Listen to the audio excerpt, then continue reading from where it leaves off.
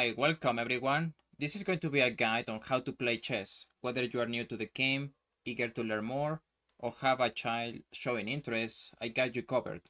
This video is packed with all the essentials in just 35 minutes, ensuring no dull moments. Feel free to rewatch and send any questions you have. So let's jump right in. Let me mention the outline of this video. So it will be an overview of the chessboard. We will cover files and ranks, how the piece moves and the value of each piece, basic rules and special moves like checkmate, castling, and passant, promotion, and stalemate.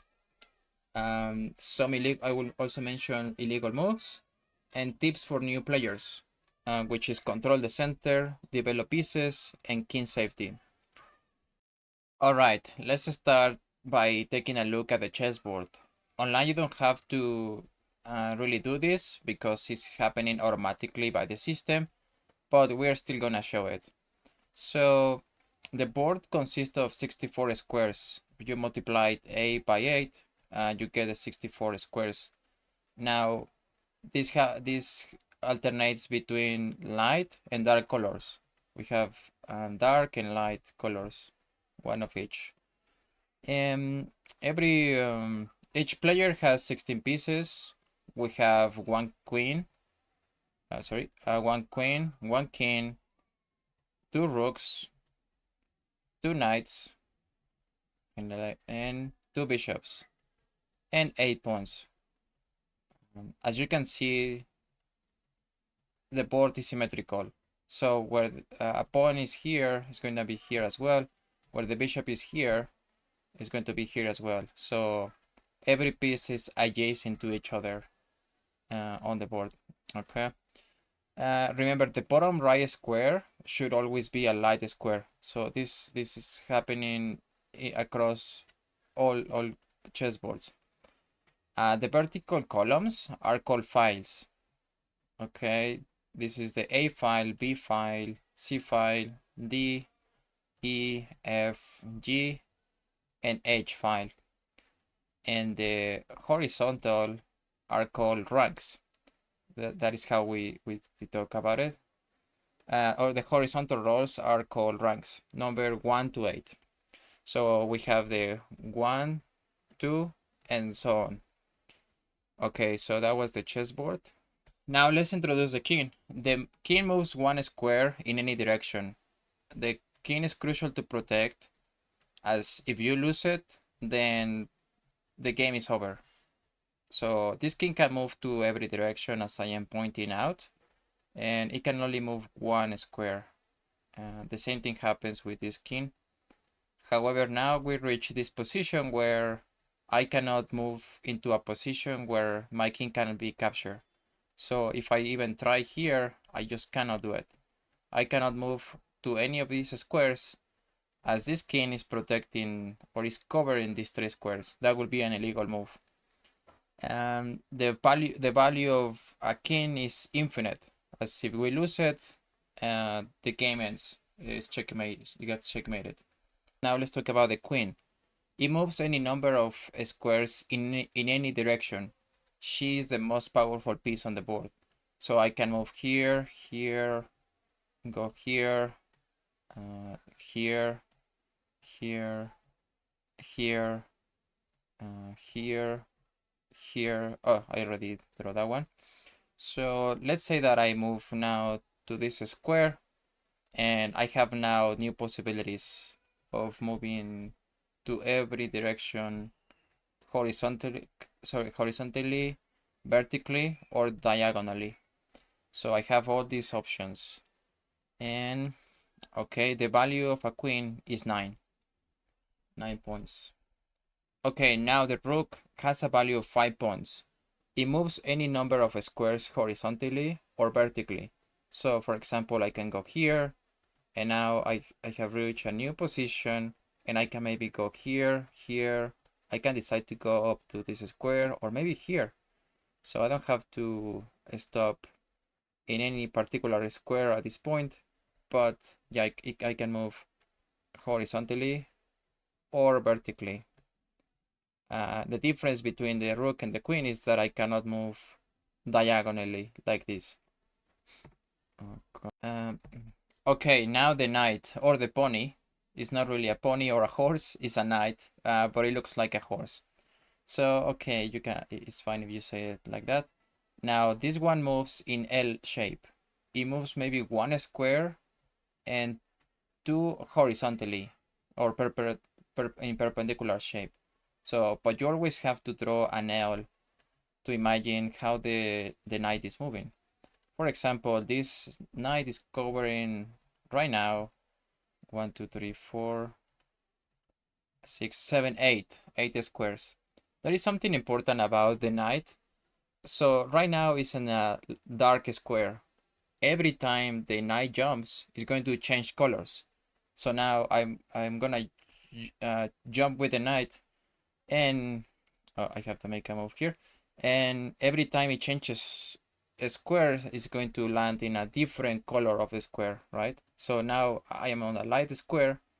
I can go to a dark square. So that is going to change every time I am doing a move with the knight. Correct. So the value of a knight is 3. Okay, now we have the pawns. Let's cover the pawns. It moves one square forward, like this, but it captures diagonally. Now, for the first move, exclusively the first move of a pawn, I can move it 2 squares, right? And I don't have to do that. I can just go one move. Make a move here. I can make just one move, and it's still a legal move. I don't have to do, it's still a legal move.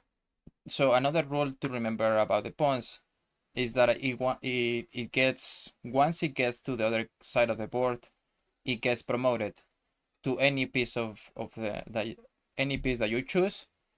However, usually we promote to a queen as it is the most powerful piece.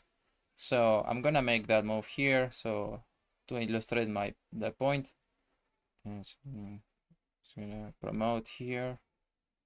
Doesn't matter. So here I can choose. It can be a queen, a knight, a rook, and a bishop.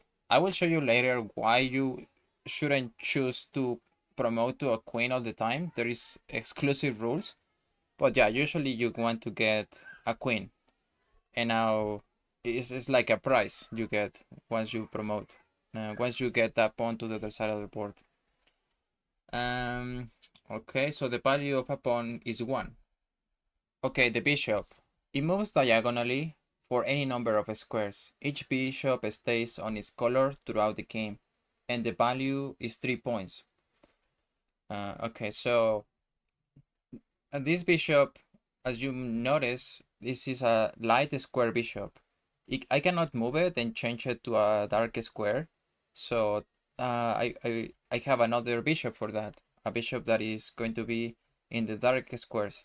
So I can move it maybe 2 squares, 3 squares, 4 squares, or maybe just 1. So everything here it can be just one move, and or maybe I can move it to the side of the board.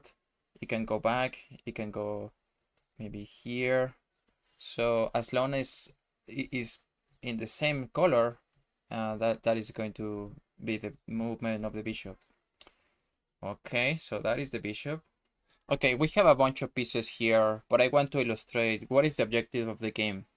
So, oh boy, it was like an spoiler alert, but it's fine. So, white captures here, and now the objective of the game is to checkmate the king. What does that mean? Some people say to capture the king. No, the goal is to put your pieces in a position of attack where the king cannot escape capture. We don't actually capture the king, but we mount an attack that cannot be defended. Okay, so here the best move is to capture this rook. This is mating 1, as this queen is covering all of these squares, right? And then my queen cannot get captured with the rook as this knight is covering. So yeah, this is mating 1. What I recommend you to get started is to practice mating 1 practice easy puzzles. I'm gonna leave this in the description. Practice mating once. You're comfortable with mating 1, go to mating 2, and then mating 3. And if you're comfortable with that, then go to more difficult puzzles. But yeah, this is the first exercises. I'm gonna show you more examples of mating 1. Okay, we reach this position, and it is white to move. You have to find the best one. And one of the most common checkmates in chess is the back rank mate, where the king cannot escape. That's why sometimes we move a pawn up, so I will have some kind of escape for my king. In this case, I just have to find the back rank mate, which is at the last rank, or the 8th rank. From my own perspective, is the last rank, but it's the back rank, and from black's perspective. So okay, this is another example of mating 1. Let me do other, because sometimes we forget. Learning all these rules, we forget about the objective of the game. So what is the move here? Okay, I'm gonna turn it to the black's perspective. So yeah, you have different pieces here, and you have 2 rooks. Material doesn't really matter in this game, as you have to find one move that wins the game. And the move is just to capture this queen. And now this king has no escapes. I am covering these 2 squares with my queen, so I win the game. Okay, I can show you how the game progresses.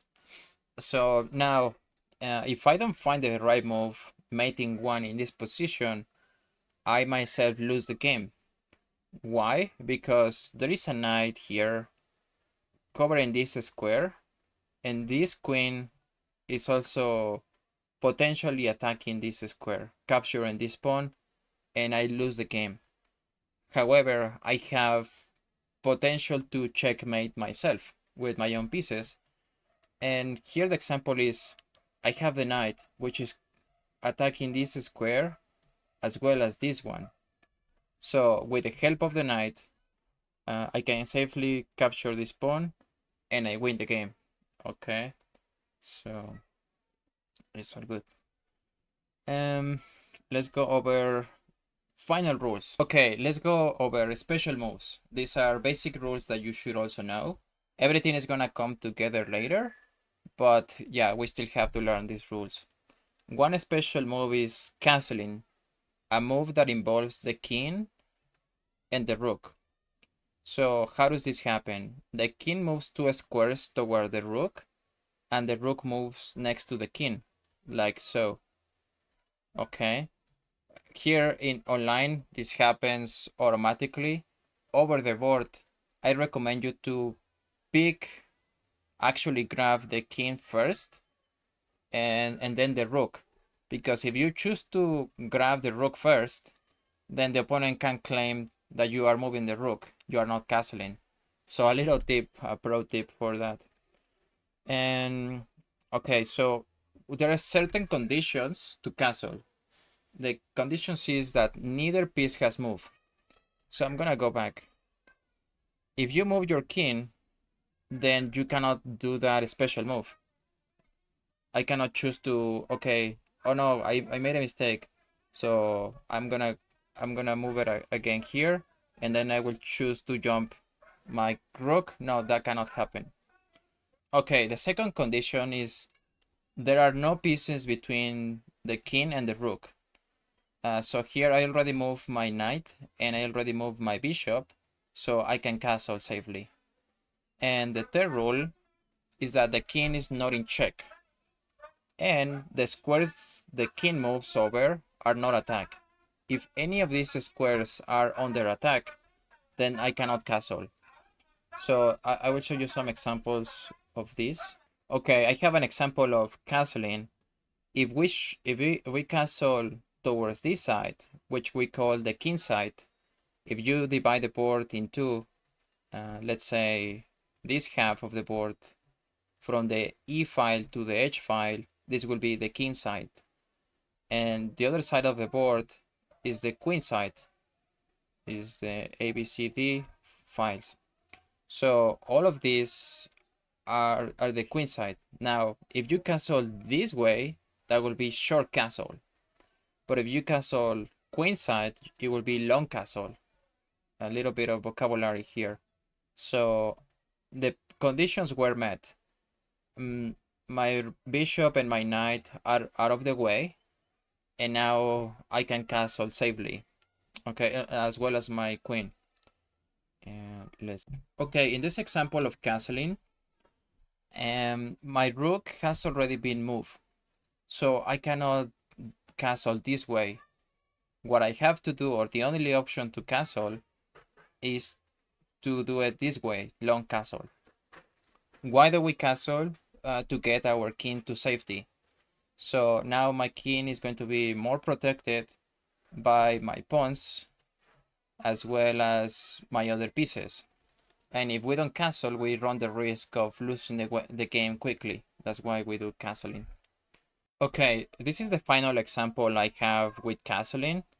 I cannot castle in this situation as this square is being attacked by the bishop. So what I have to do first is block the attack of that bishop on this square, then I can castle safely. So I can move this pawn, this bishop has to retreat, and now I can castle and my king is safe. Okay, so that was just to make it clear how to castle. Okay, en passant. This is a special move, a special pawn capture that can occur if a pawn moves 2 squares forward from its starting position and lands beside an opponent's pawn. So let me show you here how that takes place. Let's say that I am black, or black moves this pawn 2 squares. Now the rule of en passant, which means in passing, allows me to capture this pawn as if it had moved only 1 square. So I can do this, I can capture. Okay, so I'm gonna go back and do it again. So I'm gonna do it again with other pawn. Let's say black moves here, so I have the option. It's not forcing.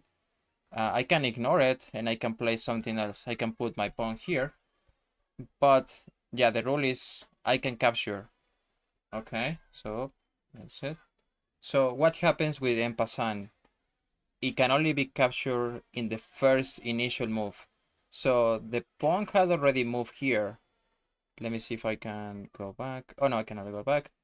But okay, we can imagine it. Okay, let's say black moves here and I decide to do something else. I decide to push this pawn. And now black does something like pushing this pawn up to this square.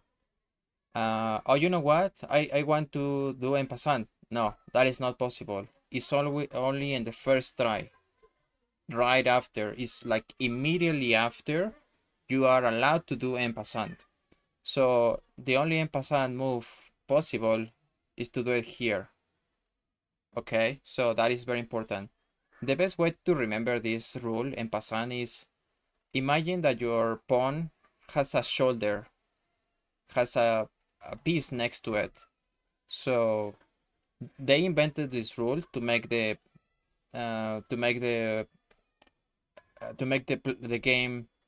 game a little bit more fair. I will also give you resources to practice this information, so don't worry about it.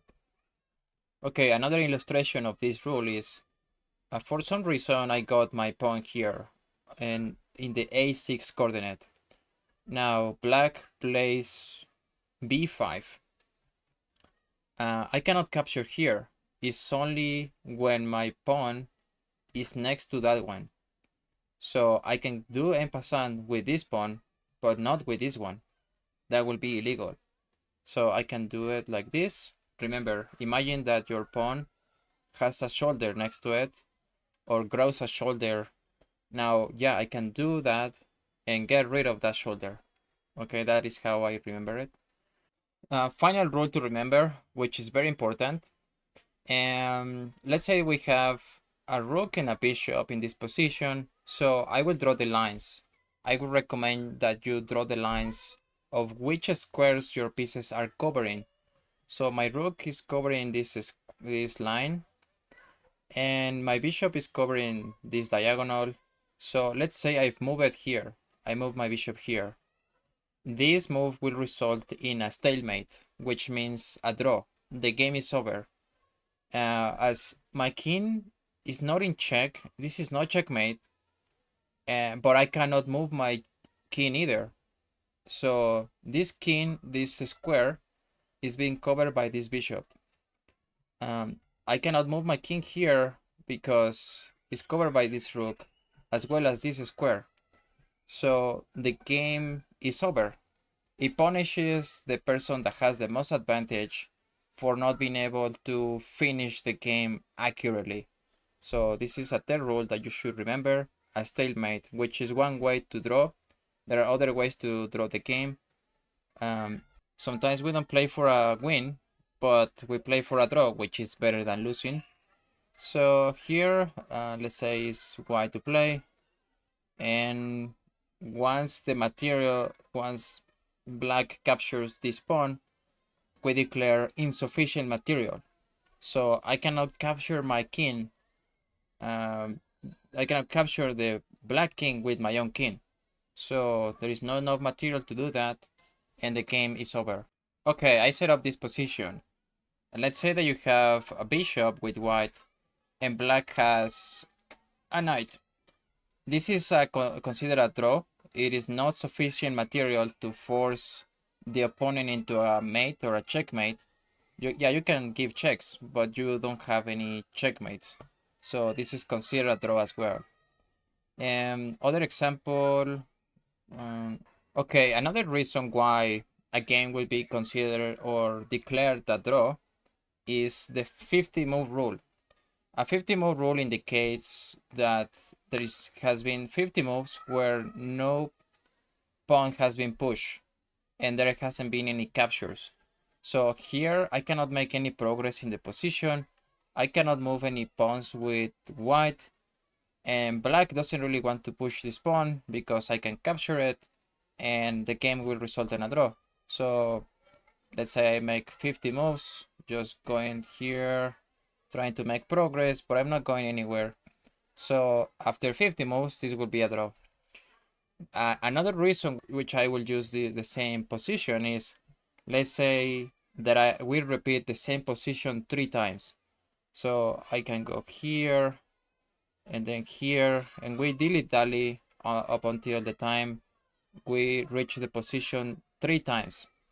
Now you can also call the arbiter and say, hey, arbiter, I claim repetition. We have reached this position 3 times. Over online, that happens over the board, but online, you don't have to do that because the system tells you when that happens. And yeah, so that will be another reason to draw the game. And finally, you can also agree to a draw. So you can draw by agreement. You know that you don't have enough material or the position is about equal, then you and your opponent, you can send your opponent an agreement to draw. So that will be another reason why you draw the game. So you don't waste your time and he doesn't waste your time either by just agreeing to a draw. Okay, this is a perfect example of a stalemate. And one of the reasons you should not always promote to a queen. I think this user had it automatic. So the minute he promoted to a queen. I am playing white with here. I have 10 seconds and the opponent has 23 seconds. But I'm getting bulldozed by these pawns. So he captured my rook. And now the game ends in a stalemate. Why? I cannot escape and I don't have any moves. And I am not in check. So I cannot go here. I cannot make a move here or here. Here, this rank is covered by the queen, and so all of my escape squares are restricted. Therefore, the game ends in a draw, or it's a stalemate, which is considered a draw. I will show you how to start the game and the general principles on how to do it. The first thing is any coach is going to tell you to control the center. How do we do that?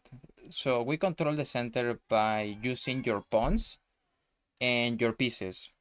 Okay, so there are different combinations, and this is why chess is so interesting. The best move proven by data and proven empirically is to go e4. This is a very good choice as you can control the center here. What you want to do, I'm gonna step back, is take control of these 4 squares. You want to control d4, e4, d5, and e5. These are the 4 squares that you want to constantly control in the first stage of the game, which is the opening, middle game, and end game. So you start the game by playing e4. You control these 2 squares. Black is going to do the same. Okay, he's going to try to control the center by playing e5. Now, one of the best recommendations anybody can give you is to develop pieces. Now, you develop pieces, which means getting your 4 minor pieces, your 2 knights, and your 2 bishops out of the first rank, out of their initial position. And you can start by moving the bishop here or here. Never go here. That will be a mistake because now you're blocking your own pawns. I have seen beginners do that. Don't do that. But before you move the bishop, my recommendation is that you move the knight. You move the knight to this initial position, and then you see what black is going to do. So if black moves his knight over here, for example, then you have 2 options. You have the option to go here, and this is going to be the Italian. This is the Italian game. However, if you choose to go here, attacking this knight, this is the Ruy Lopez. Excellent openings, both of them. So from here you have many possibilities, many variations. But yeah, this is my recommendation. With these 3 moves, we have moved the pawn, the bishop, and the knight. Sorry, the bishop, the pawn, and the knight. You're controlling key squares here. You're controlling this and these 2, and the bishop is doing also a job here of attacking this bishop. So let's say that black plays this, also attacking this pawn. So maybe you want to defend this pawn, okay, by developing your knight. So okay, this is how you start playing. You learn the different combinations. I also have a video on opening principles. So we call theory to the different responses we can get from the opponent. But if you don't want to learn all the theory, which is my recommendation, actually learn all the theory as much as possible. But I also have a checklist on how to do this safely. So develop your pieces, and the third consideration is to keep your king safe. So once I have developed my bishop and my knight, remember the rule of canceling. That's why it was important. Let's say the bishop moves here. Now I can safely castle, and we have a game. So my next task as white will be to develop my other bishop so I can finish my development. Okay, so this is how we can start the game. Finally, I also want to add, many people are asking for a training routine.